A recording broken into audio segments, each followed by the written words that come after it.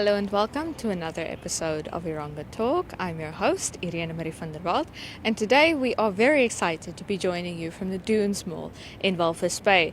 In today's episode, we will be chatting with Peter Reiner, the owner of Swakopmund Muschel Book and Art, about his plans to take over the Swakopmunder Buchhandlung. So don't go anywhere, we'll be right back after this.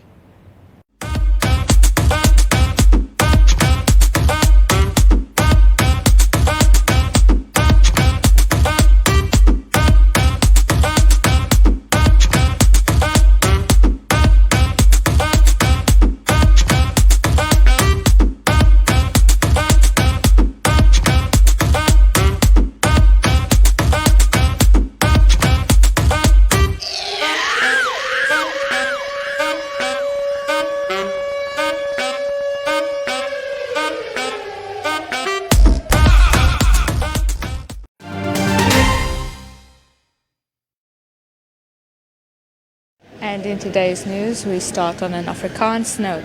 Die eienaar van die immer gewilde Swakopmund boekwinkel, die Muschel Book and Art, is plan om die ikoniese Swakopmunder Buchhandlung by meneer Joachim van Wietersheim oor te koop. Van Wietersheim het die boekwinkel al die afgelope 11 jaar onder sy bestuur en het in hierdie tyd bande gesmeer met die boekhandlung se baie loyale plaaslike kliëntebasis. Die eienaar van die Muschel, meneer Peter Reiner, het vir Erongo 24 gesê die besluit het meestal te doen met die ligging van die twee boekwinkels. Almal weet waar beide die Muschel en die boekhandlung is. Ons is om die draai van mekaar. Dit maak net meer sin om as een winkel te staan, eerder as om met mekaar te kompeteer, sê Reiner. Reiner, wat as kind sy tyd tussen die Muschel se rakke deurgebring het, sê hy is nie van plan om een van die boekwinkels 'n kloon van die ander te maak nie. Die kern van die winkels gaan dieselfde bly, maar elkeen het klem op verskillende areas. Hy is van mening dat die Swakopmunder Buchhandlung se kliëntebasis nog altyd meer belang gestel het in kinder- en jeugliteratuur. Met die besluit hoop Reiner om 'n wyeer verskeidenheid Afrikaanse en Engelse boeke by die Muschel aan te bied en daar is selfs planne om boeke in plaaslike Afrika-tale op die rakke te hê. Reiner vertel dat hy nog altyd 'n boekwurm was. Ek het die Muschel in 2017 gekoop. Ek wou sedert my jong dae dit gehad het, so daar was geen twyfel toe dit op die mark gegaan het nie. Na die gogga gebyt het Reiner literatuur geswat en as vertaler gewerk voor hy by die Nasionale Argief gewerk het. Hy meen die jeug se siening oor boeke is die resultaat van opvoeding. Ek dink die jeug sien boeklees as iets wat hulle moet doen, maar die ouers en die huishouding het dit nie aangemoedig nie.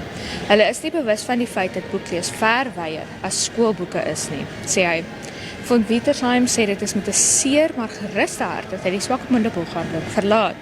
Aan die een kant glimlag ek en aan die ander kant huil ek, maar hierdie besluit is baie meer logies, sê hy. Hy het die afgelope jare deur sy werk by die Swakopmunder Buchhandlung sy volgende besigheid begin en gaan nou met skoolhandboeke handel. And in our second story for today, we move back over to English. Plastic Packaging and Meat Co. received the Namibia Exporter of the Year awards for their excellence and innovation in reaching export markets in South Africa and the United States, respectively, on Thursday. Plastic Packaging also emerged as Overall Exporter of the Year. The awards were part of a collaboration between the US government through the United States Agency for International Development, or USAID, and the Namibian Manufacturers Association. The event sought to incentivize and encourage Namibian export firms to explore innovative ways of improving their regional and global competitiveness. The two winners are representative of a diversifying Namibia export sector, covering machinery, minerals, and specialty foods. They were selected by an independent adjudication team and will compete for the Regional Exporter of the Year later this month against other National Exporter of the Year winners from Botswana, Eswatini, Lesotho, Malawi, South Africa, Mozambique, and Zambia. The Minister of Industrialization and Trade, Swakopmund, represented Namibia at the virtual award ceremony and highlighted government's export promotion agenda, while lauding the efforts of the nominees in contributing to this agenda. Speaking at the event, acting USAID country representative Mark Anthony White reaffirmed the US government's commitment to supporting Namibia's private sector and export-led economic growth model. And in our third and final story for today, The port of Walvis Bay was the hive of salty activities, with 2 vessels in port to load salt destined for the Democratic Republic of Congo. The cargo container ship Maria de Paz, with a capacity of 378 TEU, loaded 4,500 metric tons of bagged salt, while the general cargo vessel Uniscout loaded 7,000 metric tons of bagged salt. Both vessels set sail for the port of Matadi on Sunday, with the expected dates of arrival scheduled for Wednesday and Thursday, respectively. Over the past 4 months, Namport recorded a combined total of 160,186 metric tons of salt exported via the port of Walvis Bay to various destinations. The quantity of salt exported for the same period in 2020 stood at 140,044 metric tons. And on that note, we conclude today's news.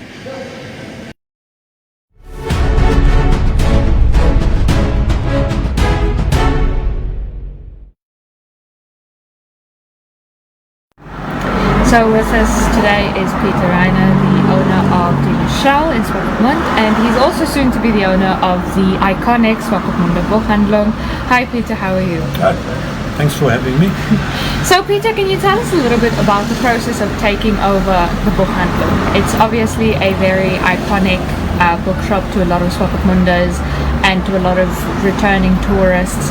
What are your plans for the Buchhandlung? Well, just to look at the current economic situation, all of us know what's going on at the moment. The retail sector is not doing very well, especially the retail sector in Swakopmund, which is largely or to a great extent focused on the tourism market, which hasn't been here, and it's hit the bookshops especially hard. So we've had a few discussions over time, and it's essentially the 2 shops are competing for the same small market, and they're just around the corner from one another, so it does make life difficult for both of us. And so ultimately we then decided that Joachim was going to sell the retail side of his operation, which is the Swakopmunder Buchhandlung, and then focus on the sale of textbooks to schools, etc. So he's not going to be out of the book market altogether, but just no longer in the retail market. And so essentially for the 2 bookshops, it means they'll stay 2 bookshops. It's not going to be the Muschel is taking over the Swakopmunder Buchhandlung and will close the place down, or we've now got the Swakopmunder Buchhandlung, we no longer need the Muschel. I think both bookshops are iconic bookshops, each one in their own right. You've got the Swakopmunder Buchhandlung with its tradition going back over 100 years, where it used to be a printer, it used to be a publisher, it used to be all manner of things. And the Muschel has its reputation as being an arty, more that type of bookshop. So we've decided that we're going to keep both bookshops going. Both of them are going to be completely separate entities, and each one will have its own identity. So it's not going to be that it's a franchise and they all look the same. It's basically each one of the 2 is going to do its own thing. There will be certain changes on both sides. The Swakopmunder Buchhandlung, being the old building with the old furniture inside, etc., will then take over the antiquarian section, which is currently housed in the Muschel, because it just fits in there better. The Swakopmunder Buchhandlung also has a lot more space than is currently being utilized, so that we can, for example, expand the children's section and the youth section. So those are the 2 main areas that we are going to be looking at expanding as well, and that in turn will create space in the Muschel where we can cater, for example, more to the Afrikaans and the English-speaking market, which are currently not very well catered for in Namibia in general. Okay, in Windhoek you've got a bookshop which is excellent as far as that is concerned, but at the coast there's nothing, and we just feel we need to do more for that market as well. And then, Peter, could you tell us a little bit about the demand for books nowadays? With Kindles having hit the market a few years ago, do you think that people in Namibia and here at the Namibian coast are still buying hard copy books? Well, it's a bit of a double-edged sword to some extent, in the sense of it makes books more available in many regards. They're not necessarily much cheaper than the hard copy. A digital copy and a hard copy is still more or less the same price. For a tourist, for example, where you have, you're traveling and you want to take along lots of books and need to lug them around in your suitcase, then it's obviously more convenient to have them on a Kindle, etc. At the same time, I'm one of the old school people, which is why I don't have a digital bookshop but a traditional bookshop. And there's lots of people who still prefer the old books, and in some situations I don't think the digital book is yet ready to replace the traditional book. I'm looking at a lot of the art books, a lot of the field guides, etc., where it's much easier and much more convenient to actually have the book in your hand. And for the art books, the quality is simply a different matter. So you don't, and also to bragging rights. Look what I got. You can't put a Kindle down and look what I got, and so. It's a variable thing, and I think it's also a matter of preferences. I think the younger generation is more at home with the digital format than the older generation. One of the other problems that we do have here is, especially when it comes to the more rural areas, where there's a lack of electricity, there's a lack of connectivity, etc. And also the physical infrastructure, a cell phone or an iPad or a Kindle do cost money, and I think there the book is still going to be around for quite some time. And there's just no economic alternative at this stage that is feasible and affordable for everybody. So it's a challenge, but it's part of the developing world, and a bookshop also needs to develop with whatever's happening. So Peter, you briefly touched on the youth, and a very controversial and often spoken about topic of conversation in terms of reading and books is why our youth are not reading as much as the older generations. Do you think that has to do with the growing and flourishing of the film industry in this time, or do you think that begins a little bit more locally? Well, look, TV is a fairly recent thing in Namibia. They come in late 70s, if I'm not entirely mistaken. So, of course, the older generation going to the cinema, etc., was a real big deal. You couldn't afford to do it every day. So, reading was one of the alternatives. But I think it's also a financial aspect. Books do cost a lot of money, and so you have to choose what you're going to be spending your money on. Books, unfortunately, come off second best most of the time. What I think is more of a problem is the fact that in many households, the book is not seen as something you do for enjoyment. It's not something you do for pleasure. It's not something you do to kill time, if I can call it that. A lot of kids, especially this generation, sees books as something you need to deal with in order to pass your examination. It's a necessary evil and you want to get rid of it as quickly as possible, that type of situation. So I think that transition still needs to happen, and I think that's only once the parents actually start being able to pass that on to their kids that it'll start picking up.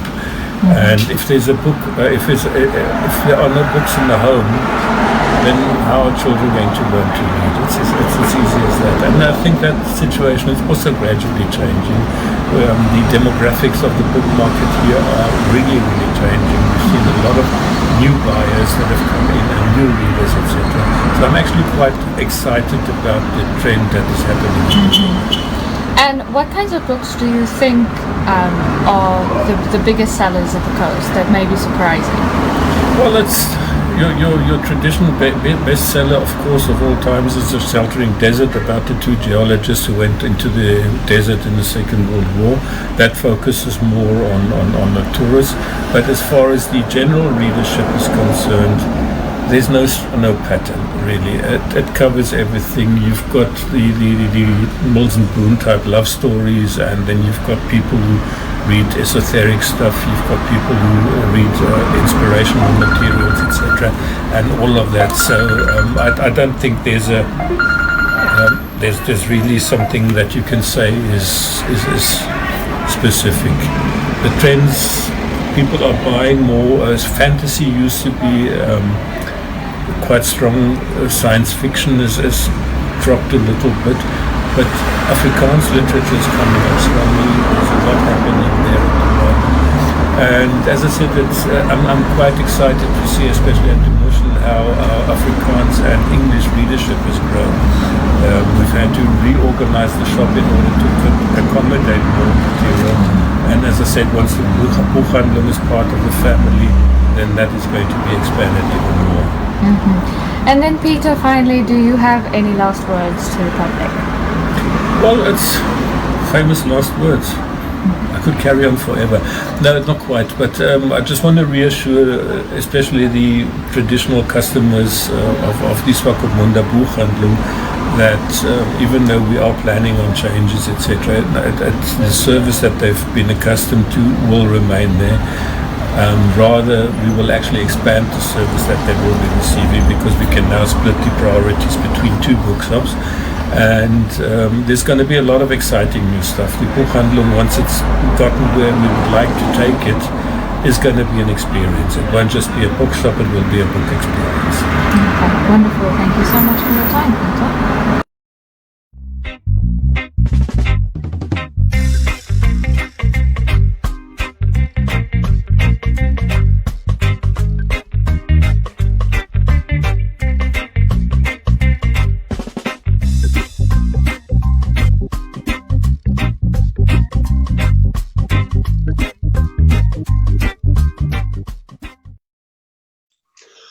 Hi there, welcome back to another episode of Rowan's Reflections.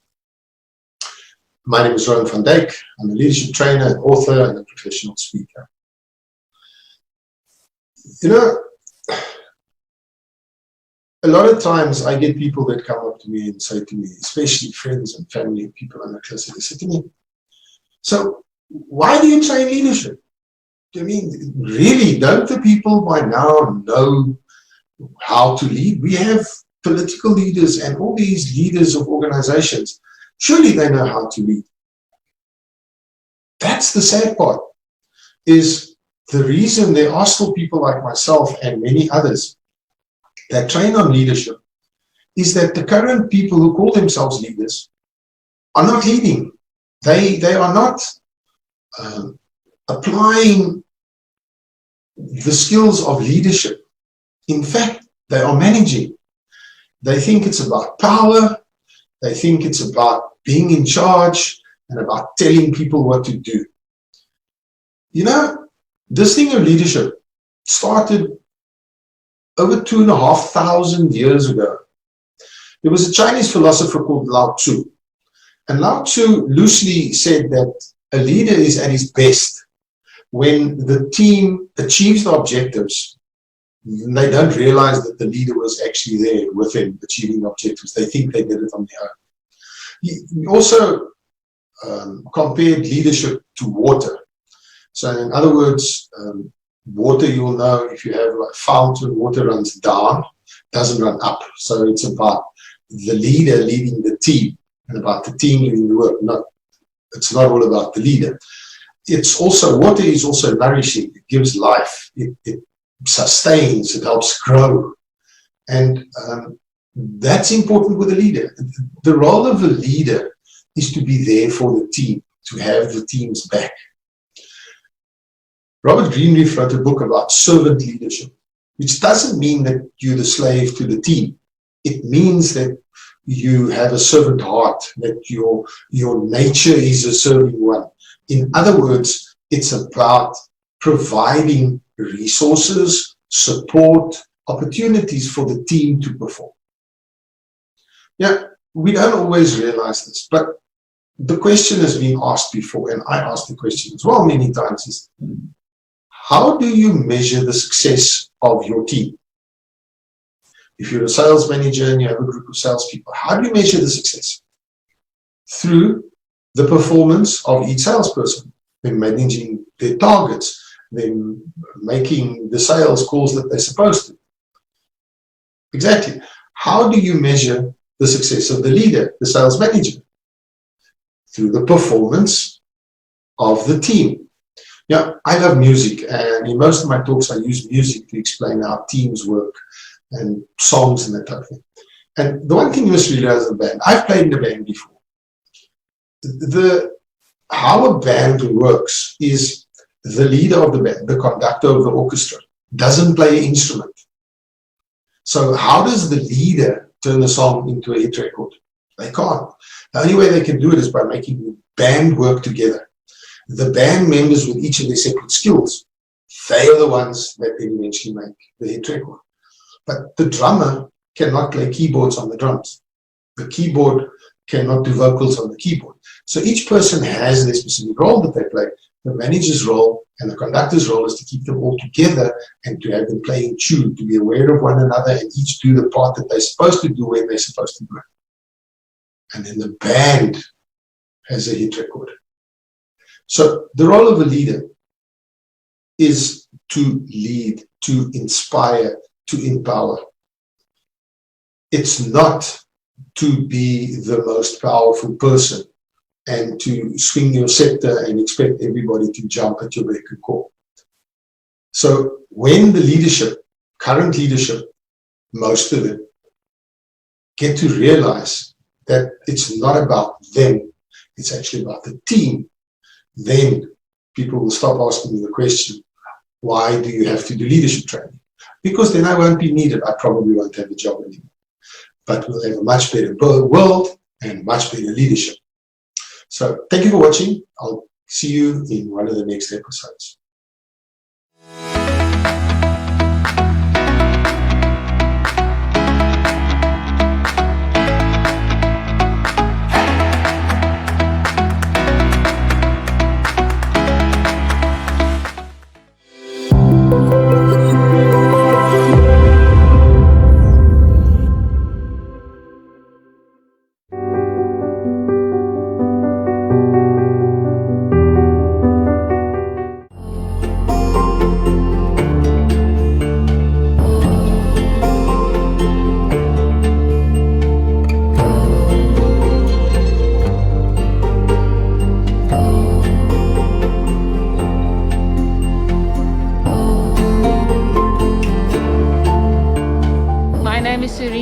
And I'm a resident from the Eros community.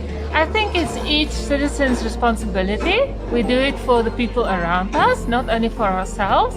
And I think it's like voting in the National Assembly or any of the government voting processes. We all have to do our part if we want to participate and be a part of this country. Hi there, I'm Gareth Muller. I feel it's important if you want the world to return to normal and to ease the pressure on the health system.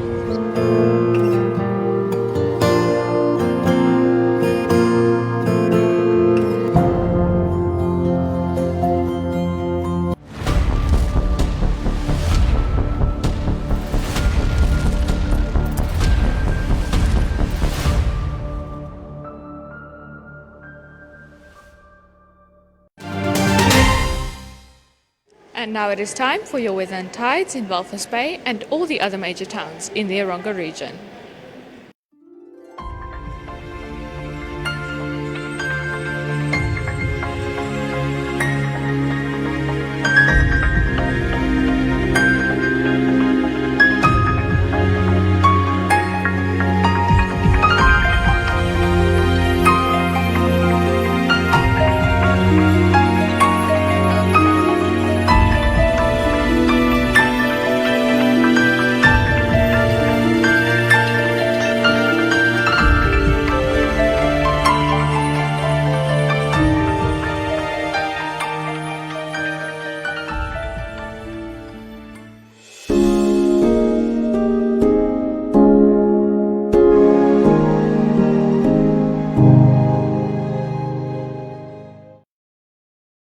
And that unfortunately brings us to the end of another episode of Erongo Talk. It was wonderful being in your company today.